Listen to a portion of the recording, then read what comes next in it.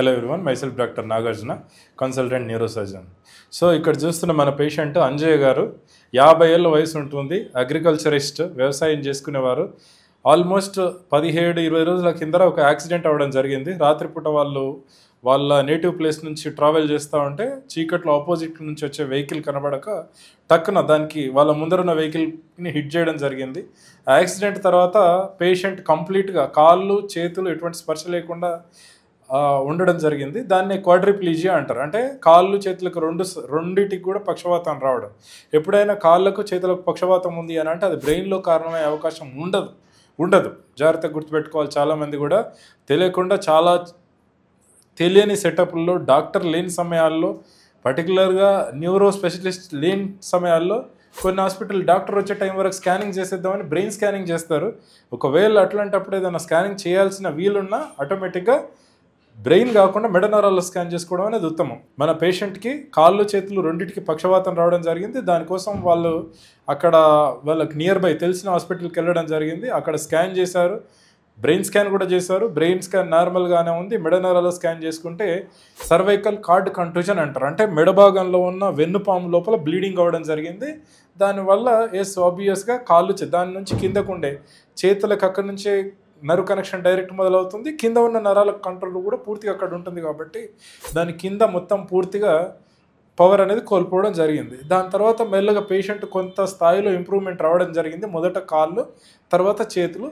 ఈ క్రమంలో వాళ్ళు సర్జరీ చేద్దాం అనుకున్నా కూడా పేషెంట్ హార్ట్ రేట్ అంత స్టేబుల్గా లేదన్న ఉద్దేశంతో వాళ్ళు వెయిట్ చేయడం జరిగింది. సో హార్ట్ రిథమ్ బాగాలేదు, హార్ట్ రేట్ తక్కువ ఉంటుంది అని. ఈ క్రమంలో తెలిసిన వాళ్ళ నుంచి నా క్లినిక్కి రావడం జరిగింది. Almost 10 days back. ఆ తర్వాత వచ్చి నా దగ్గర అడ్మిట్ అవ్వడం జరిగింది. వచ్చిన వెంటనే ఆల్రెడీ 10 days అయిపోయింది కాబట్టి పేషెంట్ని ఫస్ట్ ముందున్న క్వాడ్రిప్లీజియా అంటే కాళ్ళు చేతులు మొత్తం పోయిన దగ్గర నుంచి కొంత ఇంప్రూవ్మెంట్ వచ్చింది.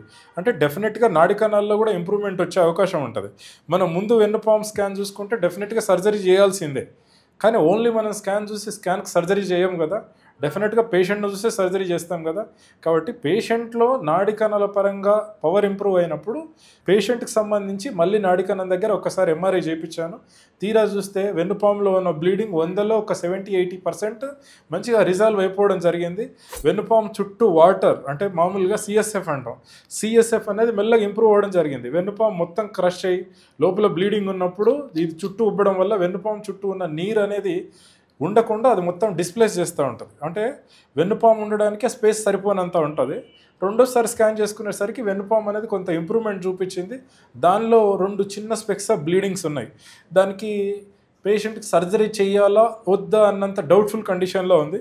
సో దానికోసం ఏం చేశానంటే పేషెంట్కి నరాలకు సంబంధించి అడ్వాన్స్డ్ న్యూరో ప్రొటెక్టివ్ మెడికేషన్స్, నరాల కండిషన్ ఇంప్రూవ్ అవ్వడానికి బెస్ట్ మెడికేషన్, సపోర్టివ్ కేర్ అంతా ఇవ్వడం జరిగింది. ప్లాన్డ్గా 2 days టైం తీసుకున్నాను. న్యూరలాజికల్ కండిషన్ అంటే ఆయనకు మిగిలిన నరాలు ఏవైతే ఉన్నాయో కండరాలు, పర్టికులర్గా చేతికి బయట కనడం అండ్ పిడికిలు పట్టడం, ఈ నరాలు పూర్తిగా పనిచేయడం లేదు అప్పుడు. సో దానిలో ఇంప్రూవ్మెంట్ ఎంత వస్తుందో చూసి దాన్ని బట్టి అవసరమైతే సర్జరీకి పోదాం అన్నట్టు వాళ్ళకు జెన్యున్గా ఎక్స్ప్లెయిన్ చేసేసి వెయిట్ చేయడం జరిగింది. మెడికేషన్ కంటిన్యూ చేశాను. మిగతా సపోర్టివ్ కేర్ అగ్రెసివ్గా వెళ్ళాము, ఫిజియోథెరపీ కానీ మెడికల్ ట్రీట్మెంట్ కానీ. సో 2 days లోపల పేషెంట్ మనకు ఇట్లా ఈ చెయ్యి ఇప్పుడు ఇట్లా కింద కనండి, ఇప్పుడు కింద కనండి, ఇట్లా అంటే అసలు కింద కనలేని పరిస్థితిలో ఉన్నాడు. దీన్ని ఎల్బో ఎక్స్టెన్సర్స్ అంటారు. అంటే మెడకు సంబంధించిన 7వ నరం అనేది దీనికి సప్లై చేస్తుంది. అంటే దానిపైన ఉన్న బ్లీడింగ్ వల్ల ఇది మెల్లగా మెరుగవుతుంది అని అంటే మిగతాది కూడా మెరుగయ్యే ఉద్దేశం ఎక్కువనే ఉంటుంది. కాబట్టి వీళ్ళు ఏమనుకున్నారు, ముందు గుండె రేట్ ఇంప్రూవ్ అయితే సర్జరీ చేయించుకుందాం, సర్జరీ అగ్రెసివ్గా ప్రొసీడ్ అవ్వచ్చు అని. ఇక్కడ 2 విషయాలు ఏంటి అని అంటే, రాగానే ముందే నా ఫ్రెండ్స్తో మాట్లాడాను, 2 కార్డియాలజిస్టులతో. ఒకటి, వాళ్ళు ఆల్రెడీ ఉన్న పాత స్కాన్లే మళ్ళీ రిపీట్ చేయకుండా ఆల్రెడీ గుండెకు సంబంధించి వాళ్ళు మల్టిపుల్ స్కాన్స్ చేసుకోవడం జరిగింది. సో ఆ టెస్ట్లను చూసుకొని చాలామందికి ఏముంటుంది అపోహ అంటే గుండె రేట్ తగ్గినా, గుండెలో ఏదైనా ప్రాబ్లం వచ్చినా ఖచ్చితంగా గుండెనే కారణమని అనుకుంటారు. నరం అనేది ఇట్స్ హెడ్ క్వార్టర్. మనకు బ్రెయిన్ కానీ వెన్నుపాము అనేది అన్నిటికీ హెడ్ క్వార్టర్ లాంటిది. ఎప్పుడైనా బ్రెయిన్లో కానీ వెన్నుపాము పైన భాగంలో, పర్టికులర్గా ఛాతిలో 6వ ఎముక కన్నా పైన భాగం T6 అంటాం.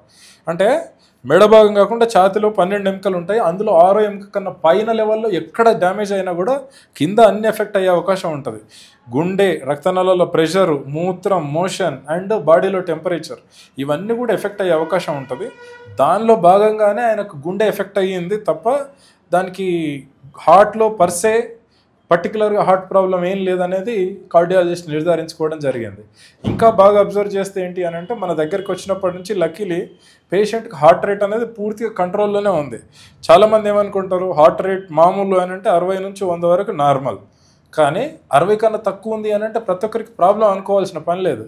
పేషెంట్ను కరెక్ట్గా పరీక్ష చేసి పేషెంట్ పరిస్థితుల లోపల కూడా మనం కొంచెం వెనక్కి వెళ్ళి ఆలోచిస్తే ఏది నార్మల్ ఏది అబ్నార్మల్, బుక్లో ఉన్నదే నార్మల్ కాదు, బుక్ బయట చాలా ఉంటుంది. సో పేషెంట్ ఆయన గొర్రెల కాపరి వ్యవసాయం చేసుకునేట ఆయన సివియర్గా కష్టపడుతూ ఉంటారు. రోజు బాగా కష్టపడి పని చేసుకునే వాళ్ళకి, బాగా ఒళ్ళల్సి పని చేసుకునే వాళ్ళకి హార్ట్ రేటు 60 కన్నా తక్కువ కూడా ఉండొచ్చు.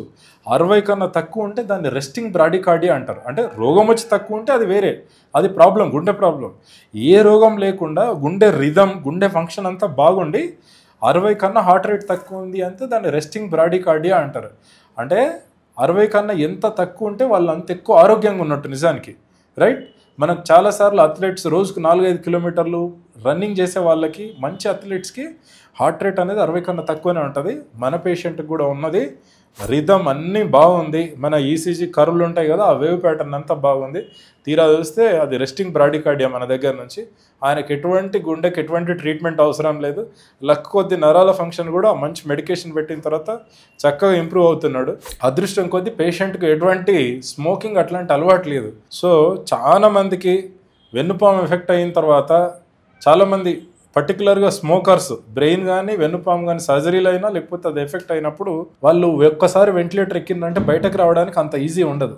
వాళ్ళు అప్పటి వరకు అరే నేను 5 ఏళ్ళ నుంచి 10 ఏళ్ళ నుంచి స్మోకింగ్ చేస్తున్నా, నాకన్నా ఆయన 30 ఏళ్ళ నుంచి చేస్తున్నాడు, ఆయనకేమన్నా అయిందా, నాకేమవుతుంది అన్న ధీమాతోటి ఉంటారు. కానీ ఒక్కసారి మన దరిద్రం కొద్దీ యాక్సిడెంట్ అయ్యో లేకపోతే ఇంకో ప్రాబ్లంతో వెంటిలేటర్ ఎక్కినారు అని అంటే వాళ్ళు అంత ఈజీగా బయటకి రారు. అండ్ సెకండ్ థింగ్ ఏంది అని అంటే బాగా స్మోక్ చేసే వాళ్ళకి అండ్ ఎటువంటి ఫిజికల్ యాక్టివిటీ లేకుండా జస్ట్ సెడెంటరీ కుర్చీలో కూర్చొని జాబ్ చేసుకునే వాళ్ళకి లంగ్ ఫంక్షన్ చాలా తక్కువ ఉంటుంది. ఇప్పటివరకు మేము కొన్ని వందలు ఆల్మోస్ట్ 1000 పేషెంట్లను చూస్తుంటాం కదా. 1000 పేషెంట్లో ఈ పేషెంట్లో సర్ప్రైజింగ్గా అనిపించింది, మనం ట్రీట్మెంట్ ఇస్తున్న టైంలో నేను ఆటోమేటిక్గా లంగ్ ఫంక్షన్ కోసం రెగ్యులర్గా స్పైరోమెట్రీ అని మన బాల్స్ను పైనకి లేపేది గంటకు ఒక 10 నుంచి 15 సార్లు చేపిస్తూ ఉంటా. సో ఆల్మోస్ట్ నార్మల్గా ఉన్న పాపులేషన్ పేషెంట్లు కాకుండా మామూలు కూడా 3 బాల్స్ పైకి లేపి మెయింటైన్ చేయడం అనేది ఉండదు. ఈయన కోర్స్ ఆఫ్ హాస్పిటల్ స్టేలో 3కు 3 బాళ్ళు కూడా పైనకి లేపడం జరిగింది. అది ఎట్లా పాసిబుల్ అయ్యింది అని అంటే ఒకటి ఆయన బాగా విగరస్ ఫిజికల్ యాక్టివిటీ ఉండడం, రెండవది ఆయనకు స్మోకింగ్ లేకపోవడం. ఒకసారి మీరే చూడొచ్చు, ఒకసారి చేస్తావానే మంచిగా ప్రశాంతంగా చేయి, టెన్షన్ ఏం లేదు. మొత్తం right oh perfect. So this is our one of success story. దీనిలో తెలుసుకోవాల్సిన విషయాలు ఏంటి అని అంటే ఒకటి హార్ట్ రేట్ తక్కువ ఉంది అని అంటే ప్రతిసారి ప్రాబ్లం కాదు. ఓకే, హార్ట్కి సంబంధించి డెఫినెట్గా హార్ట్కి సంబంధించి ఏమైనా ప్రాబ్లం ఉందా అని గుండె డాక్టర్తో నిర్ధారించుకుంటాం. రెండోది ఏంటి అని అంటే హార్ట్ ప్రాబ్లం ఏం లేకుండా మెదడు వెన్నుపాము ఎఫెక్ట్ అయినప్పుడు కూడా హార్ట్ రేట్ అనేది మారే ఛాన్స్ ఉంటుంది. మూడోది బాగా ఫిజికల్గా యాక్టివ్గా ఉండేటోళ్ళకి, మంచిగా కష్టపడి పని చేసుకునేటోళ్ళకి, అథ్లెట్స్కి, ఎక్కువ గేమ్స్ ఆడే వాళ్ళకి హార్ట్ రేట్ 60 కన్నా తక్కువనే ఉంటుంది. అది ఎంత తక్కువ ఉంటే అంత ఆరోగ్యకరం అన్నట్టు. వాళ్ళు అన్ని ఎక్కువ ఏళ్ళు కూడా బతుకుతారు, రైట్?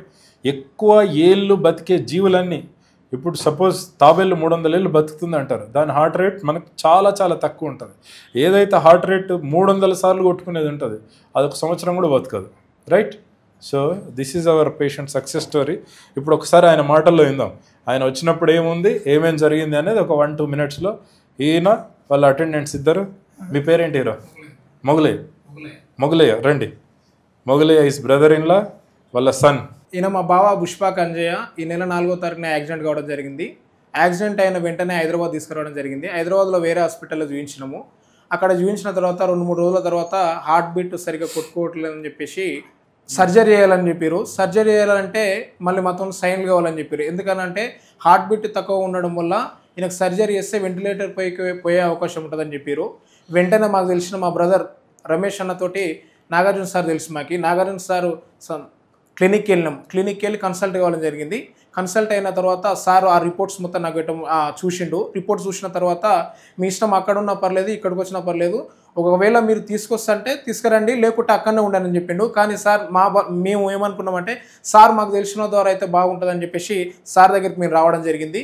ఇక్కడికి వచ్చిన రిషికేర్ హాస్పిటల్కి వచ్చిన తర్వాత 2-3 రోజులు ఐసీయూలో పెట్టిండు సారు. ఐసీయూలో పెట్టి తర్వాత చూసిండు. ఫీడ్బ్యాక్ ఏమి ఇచ్చిందంటే ఈయనకు పెద్దగా ఇబ్బంది ఏం లేదు, చికిత్స కూడా అవసరం లేదు, ఈయన మెడిసిన్తోనే క్యూర్ అవుతాడని చెప్పిండు సారు.